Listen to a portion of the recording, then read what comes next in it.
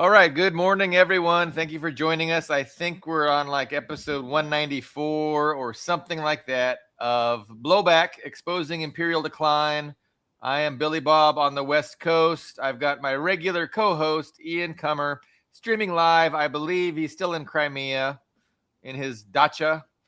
And we got we had a little hiatus last week. We're back with today's episode entitled Will the USA Invade Iran? It is a very prescient title because, there's this buildup, right? We got a couple, maybe 2 or 3 Marine expeditionary units on their way. We've got a third carrier group coming over. There's talk of C-17s landing in Jordan repeatedly, dropping off troops. So, what's going on is the question. Are we doing a land invasion of Iran? I mean, that's a big question.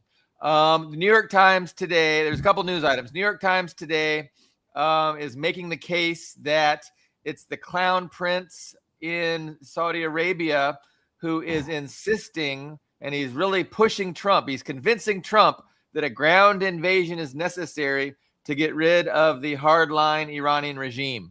Another news item. So the other news item was about Trump using these threats to manipulate the stock market, but that's a little bit of a different topic. So Ian, what do you think is going on? Do you see a buildup in preparation for an actual ground invasion?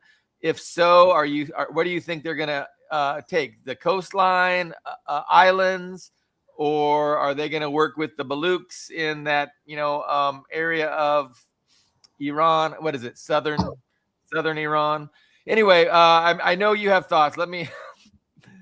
Well, I do think the stock market is relevant because for those of you who didn't see the news, Trump claimed right before the markets opened, Trump claimed that his. Okay, so let me step back even further. Before that, he made this 48-hour ultimatum, where they're going to start destroying the Iranian energy infrastructure and water, and it was which was interesting because that would, of course, very clearly be a war crime. Because there is such a thing as dual purpose objects that also a military object, but when you just it's like right before committing a crime, telling everybody that you're committing a crime and why you're committing the crime. If you just, it's not even say we're going to destroy this infrastructure to break the Iranian military. No, he says just to make them suffer. And then immediately after that,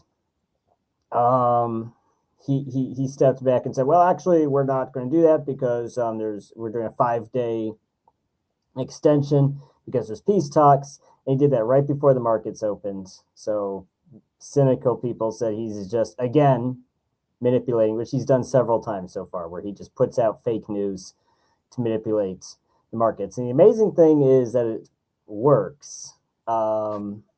Makes people question, is like, are the markets even real? Like, who are these people who listen to this orange pedophile ranting nonsense? Is just obviously not true. It's just kind of amazing that this has worked for him so far. But anyways, immediately after he said that, like 40 minutes after he said that, Iran put out their own statement saying that it's not true. They're not in talks with Trump. He just made that up. And so that's really got people asking, well, okay, what was the point of doing that? Now, one theory I have seen floated, I wouldn't call it a far-fetched theory, but it's one of those, it's when you make predictions, people tend to not look at it mathematically. When you make a prediction, the more variables you add to that prediction, the less likely it is to come true. So if I just say, Russia and Ukraine are one day going to go to war with each other, but don't give an exact time for that to happen, and then when it eventually happens, you say, oh, well, I was right. But when you give a specific time frame, especially a narrow time frame, that obviously makes it less likely to come true. But still, I think there's some merit to this hypothesis that Trump did that because that 5-day window gets him to the weekend. And then if he did a ground invasion, it would happen during the weekend. And that would give him some time to hope there were some early successes. And then, by the time Monday rolled back around, he could say, oh, the war is over yet, or, whatever nonsense he wants to say next to keep the market from reacting to the ground invasion. So it's not impossible. That could possibly be what he was thinking. Now, Billy Bob and I have had this ongoing disagreement about Iran. Actually, Billy Bob was actually correct. He said, I think what was a week or maybe a few days before it happened, our last show before the attack, the end of February, you said you were absolutely certain it was inevitable, is your words. And you turned out to be right. I was less. I said there was like a 50, 60% or 70% chance it could happen. I was kind of more on the fence. Hedging my bets a bit more than Billy Bob did, and he turned out to be correct. Now that said, I've for years when Iran has come up, I've said here's the problem: an air campaign would not work, and there's by now enough historical examples to prove that an air campaign alone would not work against Iran. Even against much smaller, tiny countries like Serbia. An air campaign took months, and they kept planes up there. Then we had Ukraine, where of course they're getting external support in the country, and they're having their own planes. So it's just this idea that, and Iran's larger, several times larger in terms of population. I'm not sure size-wise what the exact lineup is. I think they're both big countries, but anyways, 90 million people versus around 30, 35 million. So it's not a country you can just beat by bombing a few things. It's just it doesn't, real life doesn't work that way. So they would have to do, I've been saying this they would have to do a ground invasion. And I also have been saying for years that if Iran was have to, did I lose? Okay, I'm sorry, I lost the connection for a minute. But if they did a ground invasion, they would have to do a draft. And my reason for that is if you look at the numbers and the two examples, the most pertinent examples I brought up were the Gulf War 1991 and the invasion of Iraq in 2003. And if you look at both of those, there was a large commitment of reservists. Around a third of the total American force was National Guard and Army reservists, Marine Corps reservists, Navy reservists, and so on. And now, today, aside from the recruiting shortfalls, they are they lean much heavier into the reserves than they did. If you can research it, like you can look up the Army total force policy, but there's just been policy of standardizing the force and leaning heavier into the reserves. And so I think if you're already leaning into the reserves, then who's left to send the second wave, to send replacements, because you are going to have casualties. It's just delusional to think there wouldn't be casualties based on what we've seen over the last 4 or 5 years. So and there's where are those replacements going to come from? They would have to do a draft. I think they would have to do it at the beginning of the war, right? Because it takes several months at least, more like probably closer to 6 months to get somebody through training. And unlike countries like Russia that has mandatory, compulsory military service for men, we don't have a large pool of military trained people, while Russia and countries like Russia that has that does. And what I mean by that is you have a guy, even if he's just a civilian, no connection to the military, he just did his 1 year or 2 years of military service. He already has all those basic fundamentals done. So you can just train that guy for a few weeks, send him to the front, and he's good because you already taught all that stuff to him. but we don't have that. Even the individual, what do we call the individual ready reserve, which reached its peak during the surge, probably 2011, 2012, 2013 was when it was at its biggest. Now it's shrunk. Those guys, it's been 20 years. So I just think we would have to, if we did a ground invasion. So I'm feeling very pessimistic about the whole thing because I don't see the USA backing out. I mean, the USA could theoretically maybe back out, but even if Iran said, okay, we will leave US targets alone, there is no reason for them to stop pounding the hell out of Israel. And I don't think that's politically possible for the USA to just stand aside and let Israel get pummeled to dust. So I see this just escalating until there's a ground invasion. I don't know if I'd be bold enough to set a date like within the next 5 days, but I think it's close to inevitable that we're going to get there. So yesterday morning, I think when the news right before the stock market opened, because everybody expected the stock market to just crash immediately because of Trump's ultimatum, the 48-hour ultimatum. Everybody expected, the price of energy, oil especially, to go through the roof because if Trump made good on his promise to destroy Iran's largest power plant, Iran would, of course, reciprocate. And they would destroy the power plants in the Gulf states and the desalination plants in the Gulf states and in Israel. And so, and it would have been a huge escalation and it would have been a war crime, the U.S. initiating that, like you said, Ian. So it just was very, interesting timing, right? Like an hour before the stock market opens, Trump just puts out this big, huge lie that, he's in diplomacy and it's going to take 5 days. But here's the thing. So the context of the next 5 days is kind of what all the military strategists have been saying in the alternative media. So the Larry Johnsons, the Danny Davises, Lawrence Wilkersons, all the military CIA guys have always said, they've made the case that the United States is going to attack Iran, but we're going to quickly run out of ammunition, right? We're going to quickly run out of ammunition. The two carrier groups that we have there are going to expend all their munitions in the first week or two. And then what are they going to do? Then Iran will, take the initiative.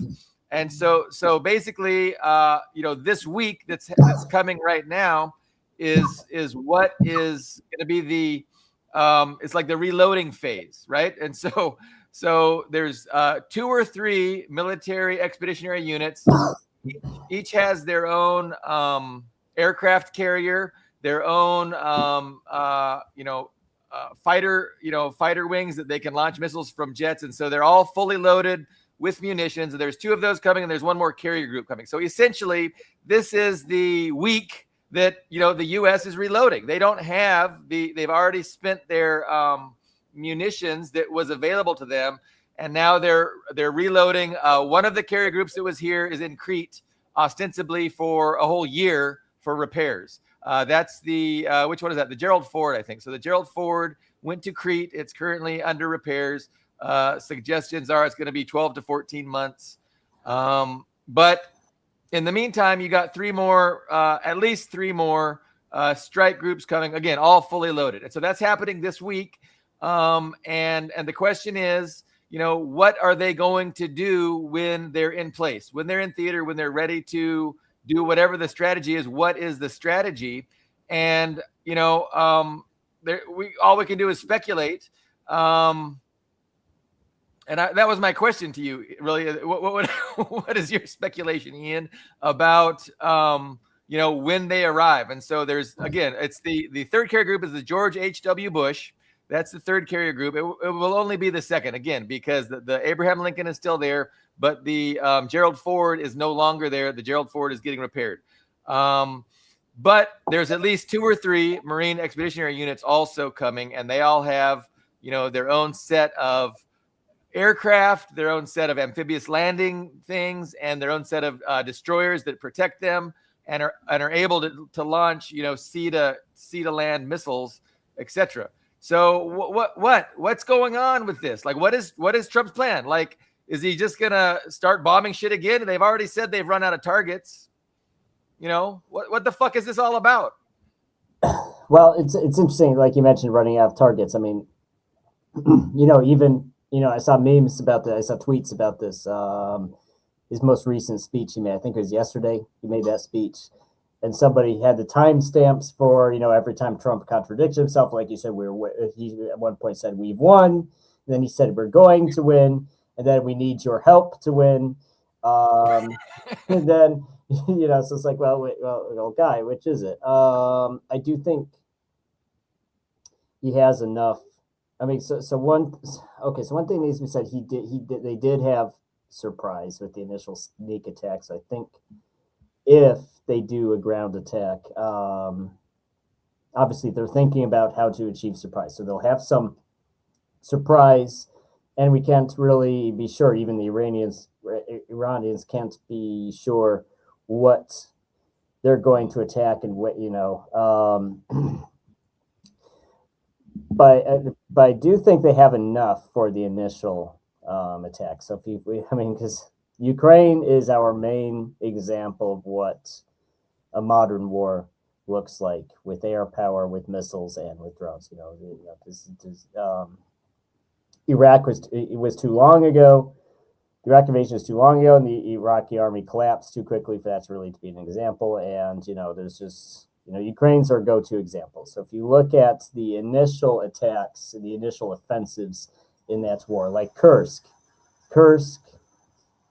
started with, they didn't start with 100,000 guys. They started with, 5 to 10,000 men and vehicles. That was a land invasion, not an amphibious operation, which would be a little different. But there is such a thing as saturation of the theater. So you can start, get a foothold with those 5 to 10,000 men. Iran can't obviously just send their entire military to that one spot. It doesn't work that way. If they don't fail, if that initial landing doesn't fail, then you can support it. And you could even look at it from the propaganda, from the political perspective also. I'm sorry, I cut out. Okay, I cut out. Okay, I'm back. Anyways, if you look at it from the political perspective, you have this heroic Marine landing, and then Trump can say to Congress, "Oh, these heroic Marines have done the impossible. They've reached this great foothold. We need to support them." Then you could potentially move more forces to support that. I don't know what kind of time frame, and that's the other problem here is the time frame, because 2003 and 1991, they had 5 months of prep time just to move all those guys to the Middle East, to Kuwait, to attack Iraqi forces. How are they going to do that in a reasonable time frame? I don't know. So I'm trying to find a map because I have some specific suggestions of what the plan is, but each time I pull up a map, it. Why don't you look for a map, and I can follow up with these comments. We got several comments here. Okay, so Billy Bob is going to find a map for his theorizing. I'm going to catch up on comments. Daryl, okay, so actually, no, before Daryl, Vagabond said he missed the first 12 minutes. That's okay. I think if you've been listening this far, we more or less repeated what was said in the beginning. Daryl came in, our longtime friend. Daryl came in to say 30% of military-age men in the U.S. are foreign-born. That is actually a good point. And actually, in Europe, they have this idea that, and actually I think it was Germany that specifically did this. They pushed this, military service for citizenship idea. They have this idea that, these millions of refugees, et cetera, will come in and be willing to die, for the fatherland. I don't think that's the case. I might be mistaken, but I think, at least if I was an economic immigrant, I wouldn't be excited to die for the U.S. I mean, maybe I would I would actually feel like I want to defend the U.S. Okay, I've built a new life here. I will fight to defend it. I wouldn't travel to the other side of the world to die for Israel. So I think it's crazy to assume, these new Europeans and new Americans want to die for Israel. I think that's absurd. And actually, even these, like Muslim immigrants, they complain about anti-Semitism, and they say, "Oh, I don't blame them. I mean, why should they support Israel? I mean, it's one thing to support the USA, but why support Israel?" Okay, so you got a map. Billy Bob has a map. Yeah, I mean, yeah. So there's two different, thoughts about what the military plan is. So I mean, the first idea is that these reinforcements, that are on the way. Again, second or third carrier group, depending on how you describe it, which is the George H.W. Bush carrier group. Can you zoom in a little bit? Can you zoom in a bit? So you don't need so this is the problem right here. Can you guys see my mouse? So this is the problem, right? So right here is where Iran controls. This is called the Strait of Hormuz. A lot of 20% of the world's oil and energy resources travel through this strait. And the problem is it's controlled by Iran. They have bases, or they have all kinds of, missile systems, artillery systems, and underground naval bases with attack boats as well as submarines all throughout this coast. And so my guess is, if they're going to do a land invasion, the whole point is to wrest control of this strait from Iran. Well, Iran maintains control of the strait in this area here, this U-shaped area.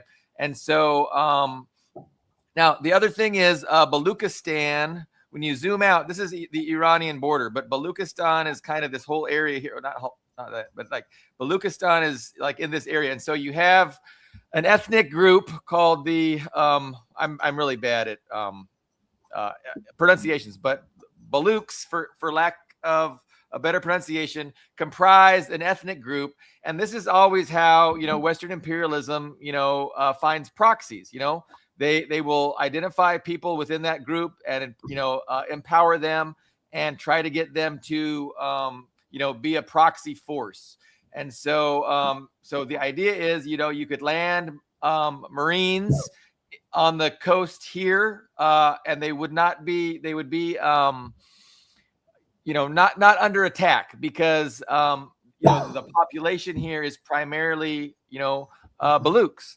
So, and then if the Baluchs are able to, develop any kind of a fighting force to help, the Marines. So this is one thought. This is one hope. And essentially you would work your way down the coast, controlling the land until you controlled all this coastline.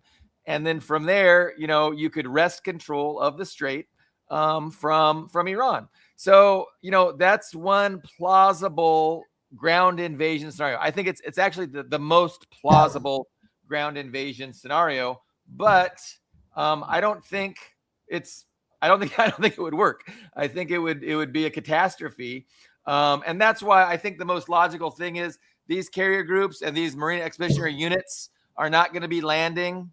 They're not going to be invading Iran. I think they're going to stay out here, and they're going to be interdicting shipping, or they're going to, have the ability to interdict shipping.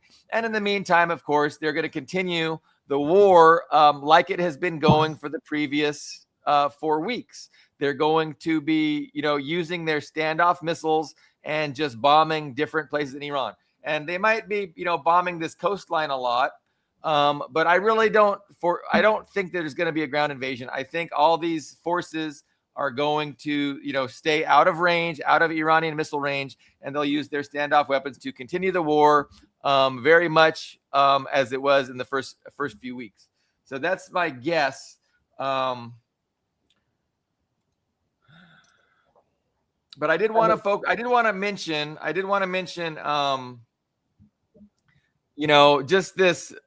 So there's rumors that, like a 1.5 billion, investment in energy was made right before Trump's announcement, either that he was going to, destroy their, he was going to destroy Iran's biggest power plant, or it happened right before he said, we've come to a diplomatic settlement.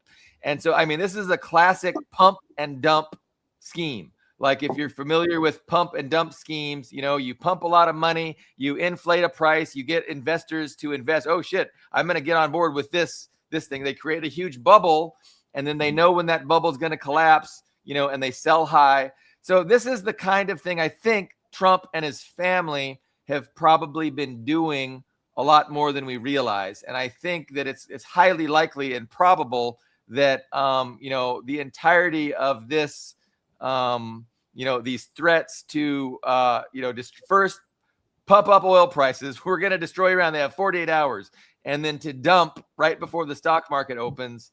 I don't really see a strategic benefit in that, other than to make a lot of money for someone, which I'm sure happened. And also to, we know that by doing that right before the stock market opened, he kept the price of oil low, because he's getting pressure. He's pressured by all the investors, the global economy. And as the the price of oil goes up, it's bad for Trump, because his base, all of the wealthy oligarchs who, own businesses and rely on energy, and his allies, right? Like all the allies in South Korea, Japan, they're all putting a lot of pressure on him. Like, what are you doing? Like, you're destroying our economy. You're wrecking our country. And so, what he really wants to do is to not allow Iran to cause, his invasion of Iran to cause, a global catastrophe. On the other hand, I think that they realize that at some point they're going to cause a global catastrophe. And so it's about timing. And of course, they would like to win. They would like to destroy Iran. They would like to take over Iran's resources, put in a government there. But if they can't do that, again, I think they will be willing to just crash the global economy. But they're going to try and do it with as little pain as possible. They're going to try and win. They're going to try and win this geopolitical chess match. They're going to try and maintain their global domination, weaken China, weaken Russia. I mean, this is the ultimate objective that we have to keep in mind. And I think they understand that at some point, if they have to, they're going to go ahead and just switch the kill switch on the global economy. Of course, they don't want to, and if they can win by other means, they're going to do that. So, I think they're hoping that, with the forces being brought in, they can continue to put a lot of pressure on the Iranian government, and somehow get a victory, somehow force a capitulation. And they can string this out for years, like they did with Syria, before they finally get their coup de grace, which would be the overthrow of that government. But I mean, to me, that's a pipe dream. To me, that's never going to happen. But I'm not a hubristic Western imperial strategist, so and I'm not privy to what they're saying. But so on the one hand, it looks like a catastrophe. It looks like Trump is just a total failure, and his whole plan of destroying Iran is going down in flames, and it's really blowing back in his face, and it's really threatening U.S. assets in the region and his allies, Israel, the Gulf states. Like, those are legitimately, their survival is under question. It's being threatened, and so from a certain perspective, you think, okay, well, it's a loss. Like, Trump is losing. But on the other hand, you got to look at the bigger picture of, hey, you're trying to screw with China. And you're not gonna hurt China's economy unless there's a global economic collapse. You're just not gonna do it. The only way China gets harmed is if the energy, if you can implement an energy embargo against China, that is their greatest hope to do. And so and they can do that by, destroying Iran's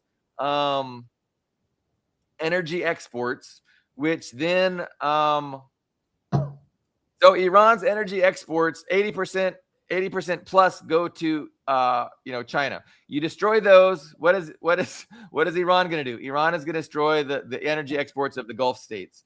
And then you don't have any more energy exporting from the Gulf states. And China, again, is a big recipient of Gulf energy. But it's also obviously South Korea, Japan, all those countries are also big importers of Mideast energy. I want to interject a little bit. Okay, I'm sorry. No, it's good. I want to interject to say, yes, it's true. 80% of Iran's oil goes to China, which is, China's their crucial trading partner because they're so sanctioned. But the important number is how much does China get from Iran? I don't remember the figure. I think it's 5 or 10%. Yeah, it's very little. Overall. So, yeah. Now, so hey, Ian, keep in mind it's 5%, 5 to 10% of just oil, and China only like less than 30% of their economy is oil. So it is really just a small part of their overall energy needs, and so it's important to understand both metrics. It's not like it's 5 to 10% of all of their energy. It's just 5 to 10% of their oil energy, which again is just a small part of their overall energy economy. But okay, I'm sorry. Go ahead. Yeah. So I mean, I just want to address several of your points. So yeah, that's my point on China. So it's not necessarily wrong, but as far as supporting ethnic dissidents in Iran, the problem is that we can't know how much preparation went into this, but it seems like there's very little preparation, and also we have to ask how much of the Mossad's and the CIA's internal collaborators and agents and whatever whatever that type of infrastructure they had in Iran itself, how much of it was expended during the uprising. They killed 40,000 people.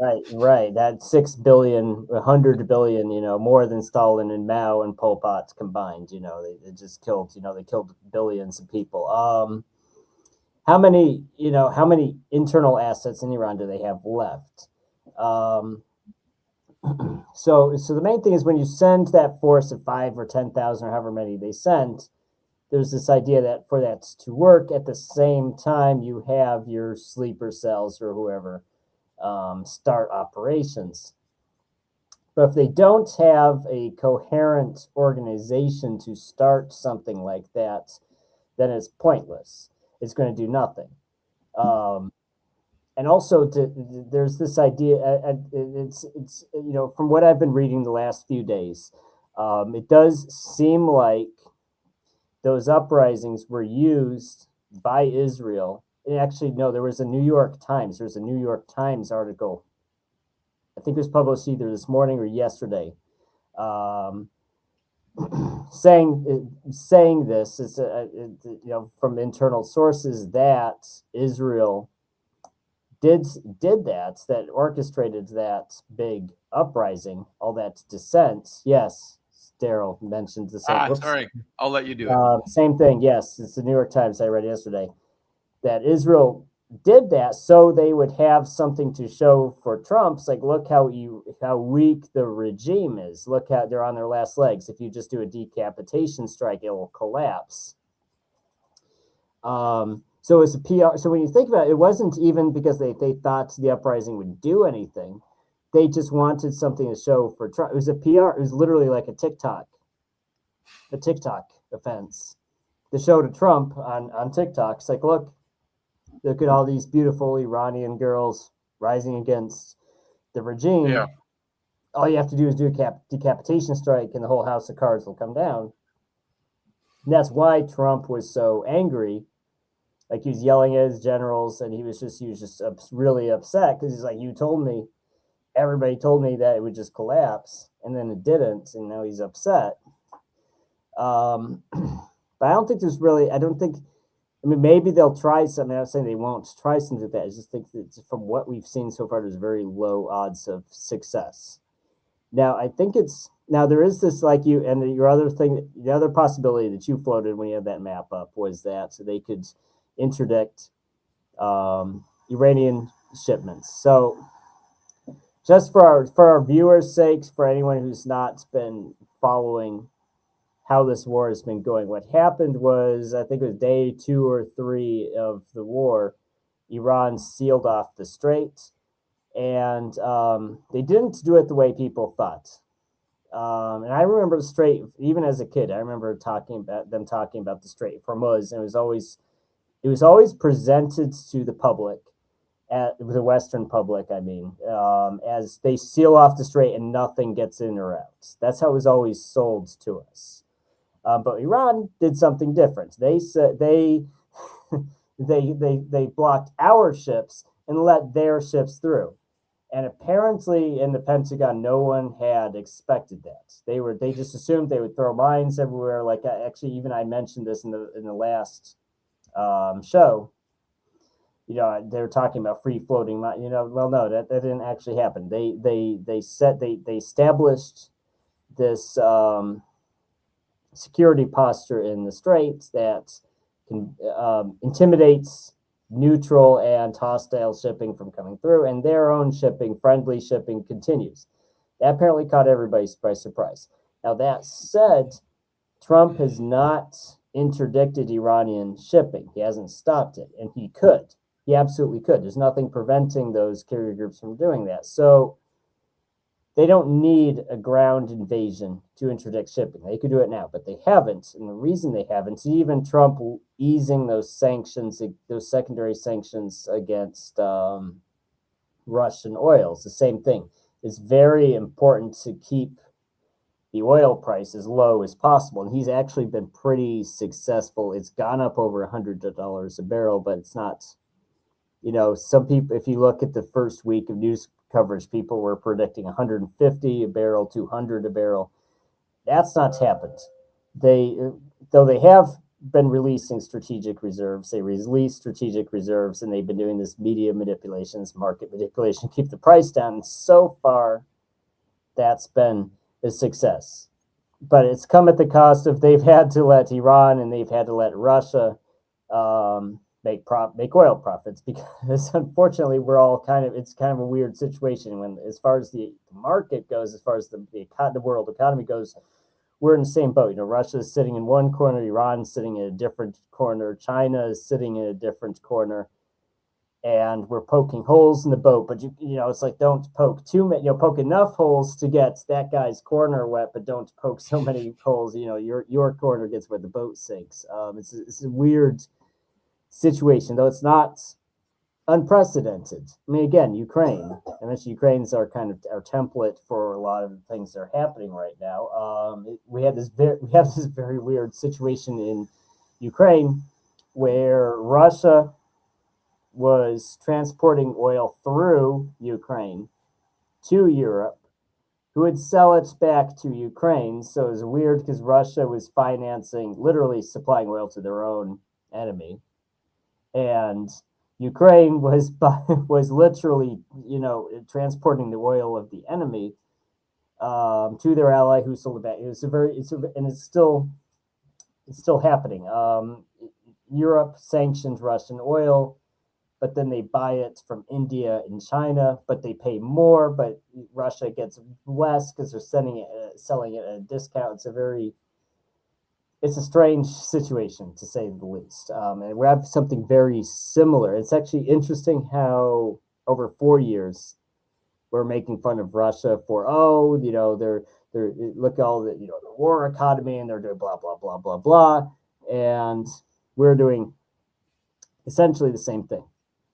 And also, when it comes to reporting losses, we made fun of Russia for these admittedly kind of silly things. You know, they didn't want to acknowledge when Ukrainian weapons destroyed Russian assets. So they would say there was an accident, or, you know, friendly fire or whatever. They would come with some excuse that probably sounded kind of silly, we made fun of them for that. Look at Russia, they're coming up with these silly, excuses on Twitter. And then we're in a similar situation. We don't want to acknowledge an Iranian weapon shots down an American plane or hits an American ship. So we come up with these silly stories that they shot themselves down, or it's Kuwait that shot them down. We come up with all these silly stories. So we're doing it's like the same PR campaign Russia did, after making fun of them for doing it, of course. Well, and the same thing is like we have a special military operation against Iran. It's not a war. It's a special combat operation. We're not plagiarizing. We changed one word, and we changed one word. It's a special combat operation. Yes.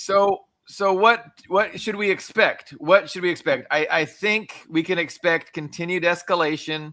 I think ultimately what's going to happen will not be resolved diplomatically. I think the Gulf states.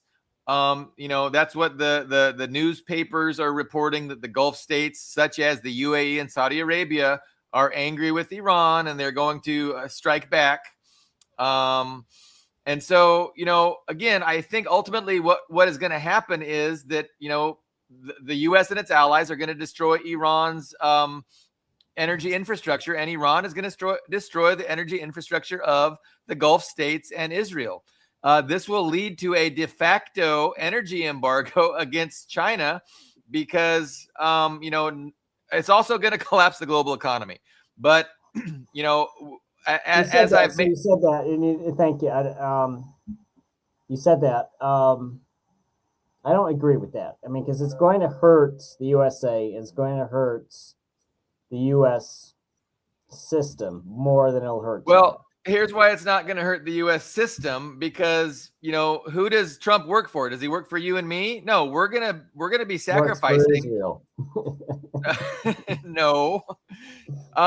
No, I mean, it's going to raise the price of oil, and the United States is an oil exporter. We have, we're a net energy exporter. We might not be a net oil exporter, but we're a net energy exporter. And if we drive up the price of oil, like, that's going to benefit those countries that are net oil exporters. If we destroy all the oil resources, the oil export capacity of the West Asia, of the Middle East, that's going to drive prices up. We have plenty of energy here. We export energy. And so it's us, Russia, Venezuela, which we've already kind of apparently have some kind of an agreement with. Like, this is the thinking, right?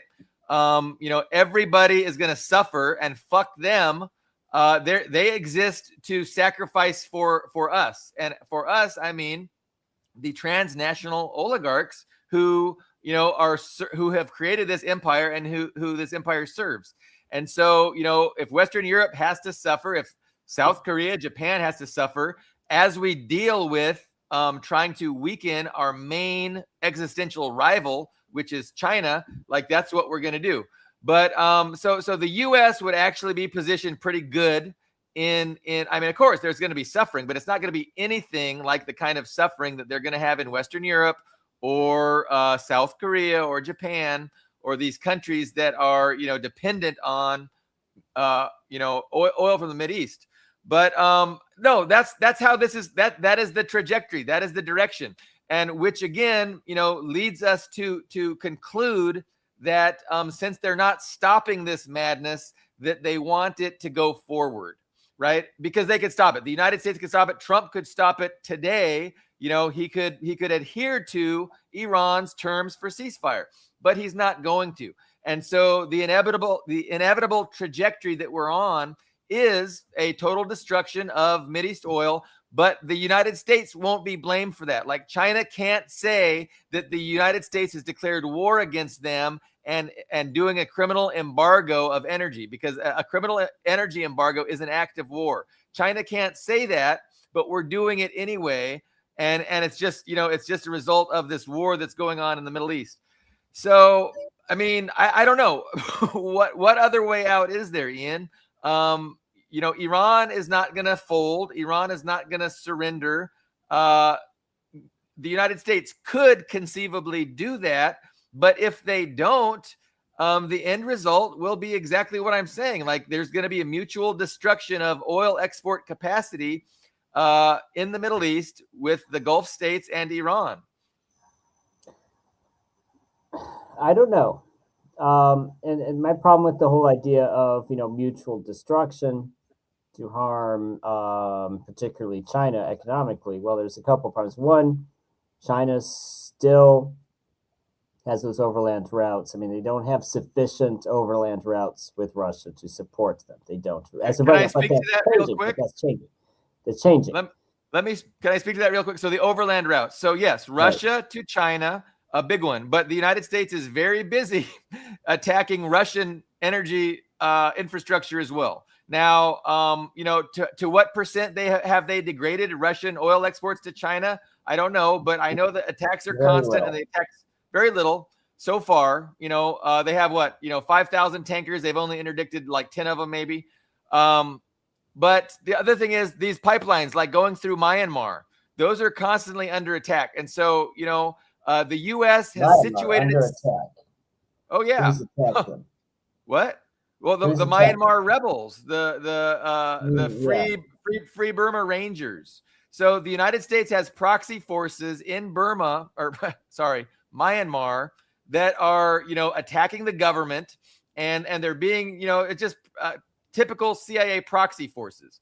So same with the pipeline. The Baluchs in Pakistan are also destroying the Belt and Road infrastructure that China is trying to create. So the United States has prepared this. They have put their military capacity to do damage to the Belt and Road and to energy import and export. Well, China's energy imports.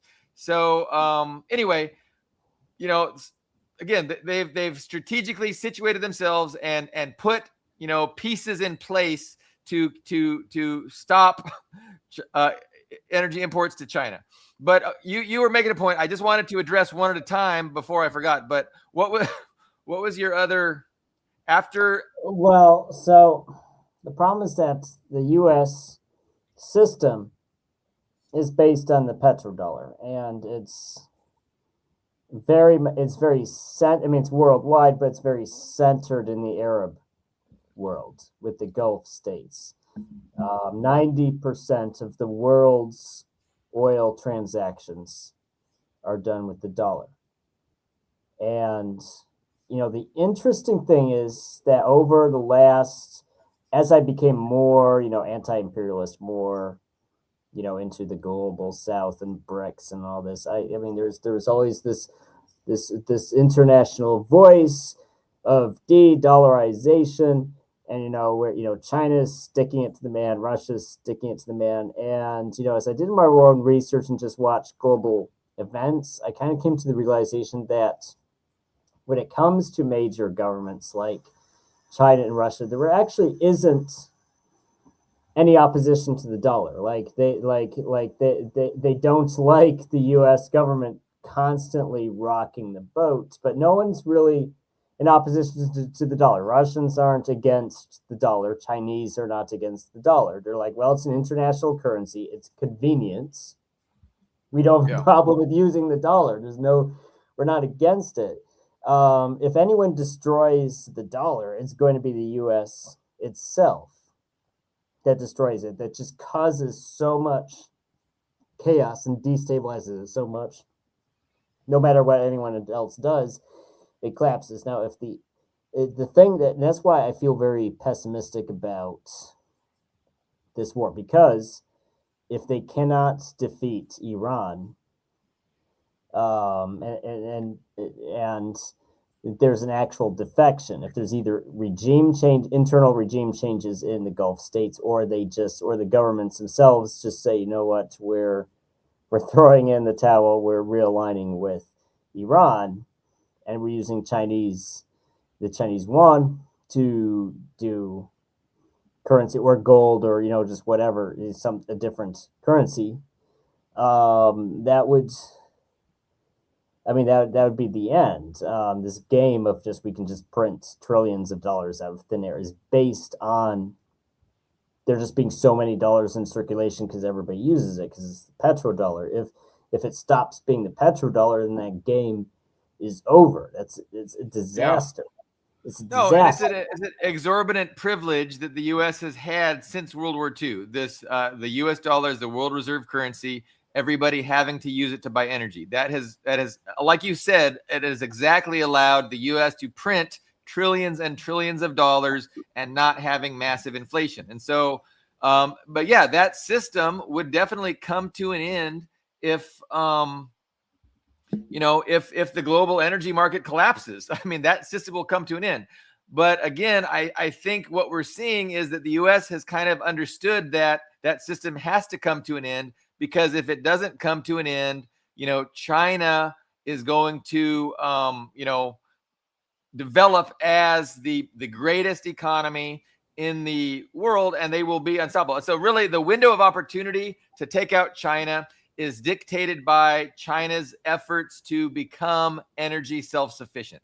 So right now, China is actively at breakneck speed trying to become energy self-sufficient, because they understand that the U.S. is trying to use energy as a weapon against them.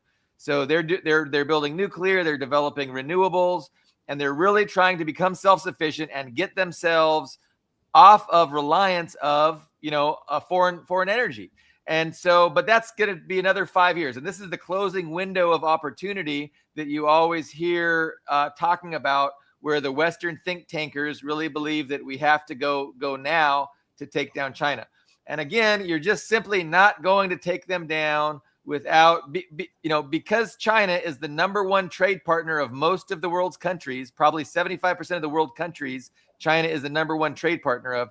You're not going to harm China economically without a tremendous global economic upheaval. And so that is the direction that the United States is going, because they understand to get China, we have to get China. If we don't get China, China's going to win, and we have to get China. And soon. Go ahead. It's just my contention with that. It's just, if they if they collapse the petrodollar, then how are they going to stick it to China if they collapse their own system? Well, because the system stopped working for them. So they feel that, they developed this game, and now China is on a trajectory to win this game. And so now we've got to, overturn the game board and create a new game that we're going to win. And we're going to do that through power, right? Through our military, through our Navy might, and through controlling energy resources and shipping lanes. And we're going to be able to have the power to interdict, and it'll be up to the United States. It'll be up to the transnational oligarchy to determine what countries are allowed energy and what countries are not allowed energy. And this is just going to be the new normal. So, I mean, I've been, prophesying this and, talking about this for years now, about how drastic this change is going to be. And I'm always saying, we're only at the very beginning of this kind of a transition. And, not until we see the nuclear taboo broken and, a total energy embargo of China will we really understand the extent to which the transnational oligarchs are prepared to go to maintain their wealth, power, and privilege, and not hand control of the planet to others, namely China, Russia, etc. So they're willing to burn, everything down rather than cede control to those people who, they're not able to dictate terms to. So, I mean, that's the broad trajectory of where we're going. How exactly that plays out, we're watching in real time. And every day, we get closer to that point. And so in the Middle East with Iran, we've got to keep that in context. And so for that reason, to me, it's foolish to think that we're doing what we're doing in Iran for Israel. Like, that is such a narrow, small, perspective. And the reality is that there's much bigger geopolitical considerations that are driving these kinds of events. And it's not that Israel has stolen, captured our government and it's pursuing. No, there's a transnational oligarchy. They're thinking globally, and they're going to move us towards a place of, significant change and real catastrophe. So a new normal, that'll make COVID look like, it was something great, Well, Well, it's not impossible because, well, we have the debt, and how are they going to get rid of that debt? I mean, it's what 39. We're at what 38, 39 Yeah. trillion No, dollars. yeah, it's the trajectory of the current system is not looking good for the United States. They have to overturn the game board, and the debt is part of the problem. Like, it's an unsustainable debt. And especially if you just allow these BRICS countries to, create an alternative, system that the developing world can turn to. Why would they allow us to just keep exploiting them and raping them? So, the game board has to be overturned. Like, this is the Well, I don't know. what the just, oligarchs, this is the go ahead. perception of the oligarchs. I just don't see BRICS even trying to set up, alternative. I did say both, the Russia and China, and even Iran. Iran was not like, oh, we're going to overturn the petrodollar. They were constantly. They're happy with the rules-based order. They want They the United were. States to follow the rules too. And what is the United States doing? The United States is telling them, fuck you. This is our fucking planet. It's our fucking game, and we don't fucking follow the rules, motherfuckers. So what did they do? That's what they did in Venezuela. They kidnapped the fucking head of state. They just started fucking bombing Iran. Like, no, the United States is saying goodbye to the rules-based order. They're saying we don't give a fuck. Why are they doing that? Because the rules-based order isn't working for them. I don't see that as a rational, like, logical, planned out decision. I just can't agree with that because, I mean, if we did collapse let's say we did collapse the petrodollar, and you had all of the consequences that went with it. You had the inflation where you just, you go to the store and the prices change several times a day. You come in the morning and bread costs $100. You come back in the afternoon and it costs $150, which is what happens in countries that experience hyperinflation. Yeah. How is that going to keep them in power? Who is going to respect the USA? No country experiencing hyperinflation like that is respected as a world power.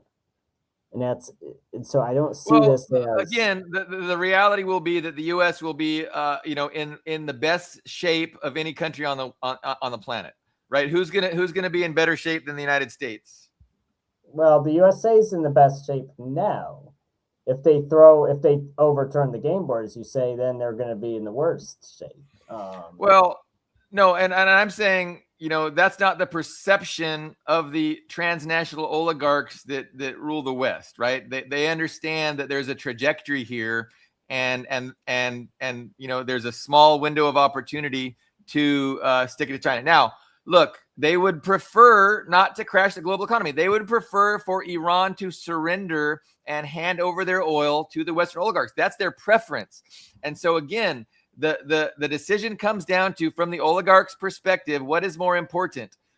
Maintaining this current system and not crashing it, or defeating their rivals in Iran, Russia, and China. And so that is the decision they're going to have to make. But the question is, are they psychopathic enough to, break the nuclear taboo and, destroy all Middle Eastern energy exports in order to continue their efforts to undermine their rivals and defeat them and maintain themselves as the global hegemon? And so I'm thinking, they're not going to take the L, that they're psychopathic and crazy enough to plunge the world into turmoil and crash the global economy, crash energy markets. Shipping lanes, shipping lanes are going to become just pirate grounds, right? And it's going to be a new normal. So, but the United States, of course, is going to be situating itself as strategically as it can, while it does its very best to, harm the rival countries it's trying to contain. And again, we're at the very beginning of this process, but you can clearly see, how it's going. And I have seen no signs that they are stopping, that they're realizing, hey, we can't do this. Again, right now, you have another carrier group. You have 2 or 3 Marine Expeditionary Units on their way to the Gulf. Does that seem to you like they've decided, you know what? We need to salvage this global economy. We shouldn't crash it. No, it's the absolute opposite. But and again, they think that, you know, they'll be able to somehow manage this in a way that benefits their interests. Now, keep in mind, the billionaire oligarchs are not going to be suffering. They're not going to be sacrificing. The billionaire oligarchs, like who owns this Facebook platform? Zuckerberg. Zuckerberg has like a fucking 50 billion underground bunker on the fucking beautiful island of Kauai. You know, that's where he's going to be with his harem of women and anything he can think of wanting. You know, he's going to watch the world burn from his luxury bunker with all the other oligarchs, and you know, it's a game to them. They're not going to be suffering. So I don't know. That's just the way I see things playing out, and because I see no sign that they are going to be sensible and think to themselves, hey, wait a minute, maybe we shouldn't, you know, maybe we shouldn't do this. And we're every day we're getting closer. And again, if I'm correct, we're only at the very beginning. We haven't seen anything yet, right? But my guess is, my prediction is that with the Middle East, all of the oil exports are going to be destroyed. They're going to go after Iran's oil fields and natural gas fields. Iran will reciprocate, and there will be no more oil exports from. What'll that do to the global economy? That's when we will start, you know, seeing the kind of new normal that I'm kind of describing here. I think Israel's the one winner here. I mean, because if you're an Israeli, it makes sense. If you see Americans and the U.S. as an expendable resource, it's like, okay, if the USA destroys itself, who cares? As long as they achieve the objectives that we have. If the USA destroys itself, but also destroys Iran in the process, that's still a win for Israel. Because if Israel establishes itself as the regional hegemon in the Middle East, that makes them a global power. That makes Israel a global power. I don't so it doesn't think matter if the USA collapses in the process. They won't need U.S. support at that point. No, but Israel doesn't have. Israel can't be the global power because, I mean, again, if you destroy, because in a regional war, Iran's going to win. Iran will take over the Gulf states and Israel. That's what will happen. Okay, sure. If Iran wins, but if you're from the Israeli perspective, the Israelis think if you're an Israeli, let's say you're a person in Netanyahu's government and you think you're going to win, it's logical to use the USA to defeat Iran. Right? Yeah, no, Israel is dependent on the United States. Israel would not exist if it wasn't for the United States. And if the United States leaves the Gulf, the West Asia, if the United States leaves West Asia, Israel will be destroyed. Like there's no, and I think very soon, you know, Iran will win and the United States will leave West Asia. And then, you know, Israel will have to change its name to Palestine. Like this is what's going to happen in the near future, unless the United States, you know, agrees to some kind of Iranian terms. And so the question is, can they, you know, militarily force Iran to accept some kind of diplomatic solution that allows Israel to survive and allows the Gulf monarchies to survive? But right now, you know, it doesn't look like Iran is going to be entertaining anything that the U.S. So, you know, maybe there's a diplomatic solution. Maybe that, you know, the U.S. can come to some kind of concession. But look, we have the same conundrum in Russia with Ukraine, right? Same conundrum. Like Russia's winning. There's no doubt Russia will win. And I say the same thing about Iran. Iran is winning. Iran will win. But that would just mean that the West would have to take a huge L. And that diplomacy, which is there for the taking, right? Like right now, I'll bet you the West could offer Russia a peace agreement, a comprehensive peace agreement that would allow, what is that city right on the Black Sea? What's that city? The Russian city that is going to be taken shortly. Not not shortly, but eventually. That's a lot of Russian cities that are Built by Catherine the Great. It was built by Catherine the Great. There's a lot of them. Odessa. There's Odessa. Odessa. So again, so there's a diplomatic settlement that would keep Odessa as part of Ukraine. The U.S. could get right now. The West right now could get a settlement with Russia, a comprehensive peace that would allow Odessa to remain part of Ukraine. But the longer this goes on, the more likely it is that Odessa will be Russian, part of the Russian Federation. Well, and so no one cares if Odessa is Russian. It's not. Okay, no, so look, it has huge geostrategic implications. I don't know why you. If Russia took all of Ukraine, no one would care. I mean, that's ultimately the truth. But look, you're right when you say if Iran won and the USA folded, Israel would fall. I think that's absolutely true.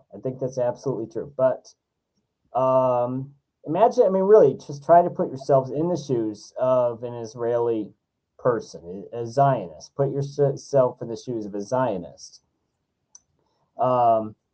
It's a very bad situation. I mean, because American support for Israel is collapsing. It's absolutely collapsing. I mean, and there have been polls. The only American who still gives a shit and likes Israel and isn't absolutely opposed to Israel is the American white conservative older than 50, right? That's the only group that still supports Israel, particularly in non-college graduates. That's it. That's all they have left, right? They know that in 10 years, U.S. support will be gone. They'll just literally, I mean, it's not even a matter of politics or bribery or, whatever. It's just all of the Americans who support Israel will literally be dead. There'll be no one left who still supports Israel. So they've got this window to attack Iran, and they have to win. That's what they have right now. There was an interview between Tucker Carlson and Glenn Greenwald yesterday or the day before yesterday, and that was Glenn Greenwald. Like, Tucker didn't quite get it for some reason. He usually does, but he didn't quite get it. But Glenn Greenwald was saying it's just like it's desperation. They have enough American support right now to have a war with Iran. If they wait, they'll lose it, and then it's over, and they lose. Yeah, no, that's an interesting aspect that could be true. It's public opinion. It's you're only going to have decreased support for Israel going forward with the new generation. That's true. And look, I see proof of that when I check Facebook posts. You know how pro-Israel things will come on your feed, and so I'll see something that gets 20,000 likes, right? And it'll be like, Iran is committing atrocities by dropping cluster bombs on civilians. And I'll go and I'll look at the comments, and 75% will be laugh reacts. And it makes me so happy. I'm like, thank God people are finally getting it. Israel trying to play the victim after they do a fucking genocide in Gaza and then start a war with Iran. And now they're crying that they're losing that war. But they are losing that war. And the United States does not have a military solution to Iran. Iran has made sure of that for the past 47 years. Is that when the revolution occurred? They've been, preparing for this event, and they are ready. And that's what's going to happen. The United States will be kicked out of West Asia, and that'll leave and isolate Israel. And Israel will no longer exist as an apartheid Jewish state. Thank God. That's the future. And you can, you're going to get there after you destroy all the energy exports in the area. And you might get there after the nuclear taboo is broken. But inevitably, that little tiny shithole country of 10 million people, it's probably only 5 million now, just is not strong enough on its own to resist Iran, which is a huge country of 100 million people with a very powerful military. And so, again, the longer this goes on, the more, attritional warfare Iran is conducting against Israel, keeping the population in bomb shelters. Who knows? Iran might let up once they feel that they have gotten sufficient, reforms from the United States. But right now they're demanding the United States leave the Gulf states. The United States take all of its military bases and go home. And, what does that mean? What would happen to Israel once the United States is not there? What would happen would Israel would have to change its behavior very quickly. And that's possible, right? That's possible. I think Iran would allow a new normal with a two-state solution, rights for the Palestinians. But again, what kind of Zionist wants to live in an Israel that has to limit itself to being just a tiny power that is hated, universally reviled? No, it'll be the end of Israel. If the United States leaves, it's the end of Israel, and I can't imagine how the United States can stay. So anyway, where are the anti-war protests? Good question. It's not a war. It's a what did Trump call it, Ian? Special combat operation. Special combat operation. Well, no, and it's awful. Like, but here's what's happening. Todd, I take heart because I don't see the anti-war protests, but I see a lot of people siding with Iran. I see a lot of people in this country wanting Iran to win. And so, they might not out protesting, but on social media, they are definitely registering their support for Iran and their hatred of Israel. And, of course, they're liberals, and they think they think Israel has controlled the U.S. foreign policy. But their anti-Israel is really the anti-oligarch. And so there's a huge anti-oligarch sentiment, even if they just think it's anti-Israel sentiment. Ian, you left me. I have all kinds of things to say. So we had some good viewing. We got a lot of likes. I appreciate that. And I know there was a lot of comments that sometimes I was talking too quickly to read and pay attention to.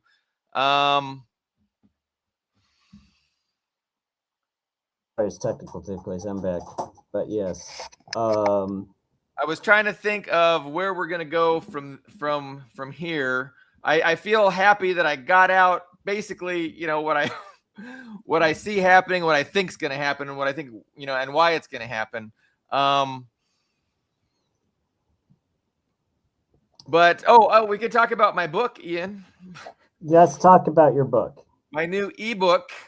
So, the big thing is, just these two frameworks for understanding reality. There's the liberal framework that it's the mass religion of the West. Everybody is immersed in this liberal ideology from cradle to grave, and most people don't even see it as an ideology. They don't even understand that the way that they think, that there's a competing way to think, and that competing way to think, has a lot of points in its favor, right? Like, it's a competing way to think, and it's a better way to think, I would argue, and it makes a lot more sense. But the liberals, just immersed in liberal ideology, don't really understand anything about that. They don't understand that, what they think about history is contested. They don't understand that the way they think about things is one way out of at least one other way. There's competing ways to do it. So my book is kind of about this paradigm, and I wanted to just put it out there for free as a public service, but Amazon made me charge 99 cents. And so it's an ebook. It's about almost 300 pages. I did have considerable help from artificial intelligence. And so I know a lot of people have asked me that. And I definitely don't want to pretend that I did every word all by myself without any help. But the point is, what is the content? And so, I'm using AI more and more. I always give credit to AI. I never pretend that I'm doing something when AI does it, even in my Facebook commentary. But I know a lot of people are turned off by AI. They think, oh, you're using AI. And okay, fine. But what are the arguments being made? It's an essential tool. It's very helpful. It could just very quickly, do a comprehensive response. And so the question is it right? And if it's not right, well, address why it's not right. Let's have the discussion. So AI was very helpful. And really, it just lays out a comprehensive. So it's called liberalism versus socialism, a comprehensive contrast. So it really explores and lays bare these two ideological frameworks, and it makes the case that the more useful, the superior framework is the socialist framework. And so if you look at history through the socialist framework, like, it makes a lot more sense and everything becomes clear. You look through the liberal framework, you don't understand shit. You don't understand history. You don't understand what's going on right now, and you have no idea where we're going, where we should be headed in the future. Like, that's what liberalism does. It is the maintenance of the status quo. It's the maintenance of the oligarchy, and and their systems of exploitation. So that's essentially what liberalism is. And so I just kind of make that argument in a as comprehensive of a way as I can in 300 pages. And I appreciate, I've had several sales so far, and I'm sorry that I have to say sales because I'm not trying to make money off of it. Unless I sell 1 million copies, then I'd make some money. But no, it's like it's super important because it explains why people in the West are so dumb. It explains why they're so disconnected from reality, and it's useful. And so there's standalone chapters on topics that might be of interest to you, from history to, like I said, specific ideological things. But you can go to my Facebook wall, and I've a couple times promoted it there. And anyway, so thank you for letting me rant about my book. I did want to do that at least once. I should put it on your blog. I should move it to your blog too. Ian. Yes, we will publish it to reading. If you go to readingjunkie.com, we have this podcast, and we have several other, I write articles there as well. So readingjunkie.com, and Billy Bob's book pretty soon will also be there too. But yes, so, and also, guys, I just shared, and Skoida, I just shared the link to his blog, or not his blog, his book. I shared it, the Amazon link. I shared it a few minutes ago. So yeah, no, that's what I'm talking. While you were talking, I found the Amazon link and shared it. Thank you. So no, I'm interested in having more discussions about the contrasting perspectives and the different ways of looking at things, and that's what I really think is lacking in our society, because again, everybody is just fully immersed so much into liberalism that they don't even realize there's a debate. And so my point here is to not necessarily make everybody agree with me, although they should if they're smart, but to at least understand that there is alternative perspectives.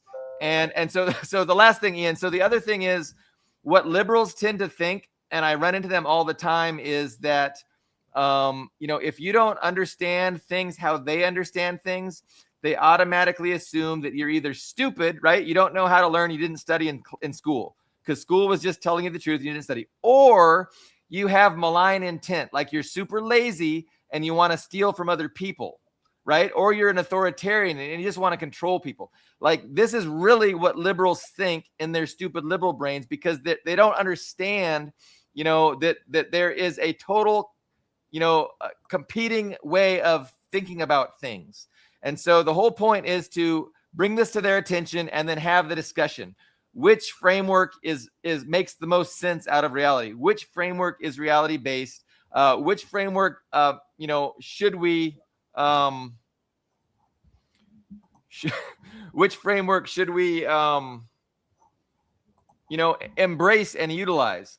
And so I think, once you start thinking in those terms, like, it's impossible not to conclude that liberalism is just a bullshit religion shoved down all of our throats from cradle to grave by the oligarchs, because it serves their oligarchic interests. It maintains the status quo. It maintains oligarchy.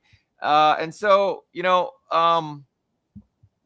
and our enemy, I think, is the transnational oligarchs. Our enemy isn't Israel. Our enemy isn't people who are Jewish.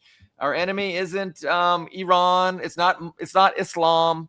Our enemy is the transnational oligarchy, and their global system of imperialism and exploitation that they maintain through lying to everyone and deluding people with their propaganda apparatus, indoctrinating them into liberalism, blah, blah, blah, blah, blah. So I think my book, is very useful in, deconstructing this ideological competition and letting and giving people the understanding that an ideological competition exists, because they don't even understand that much.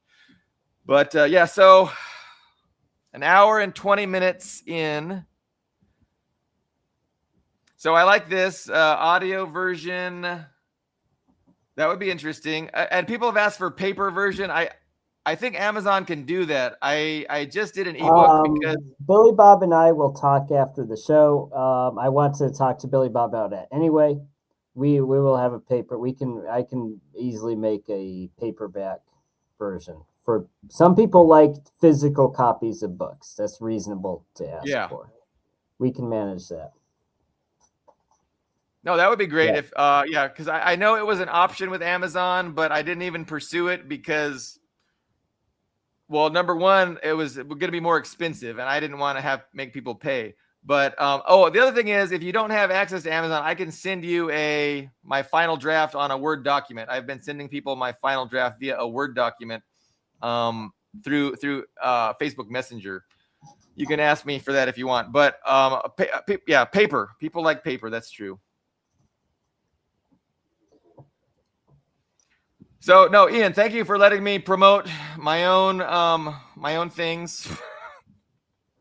Well, I will promote Vykusny Itachka because that's actually the cup I'm drinking from. Vykusny Itachka is Russian McDonald's, and sometimes they do promotions where they will put a cup or a toy, a children's toy, in your meal.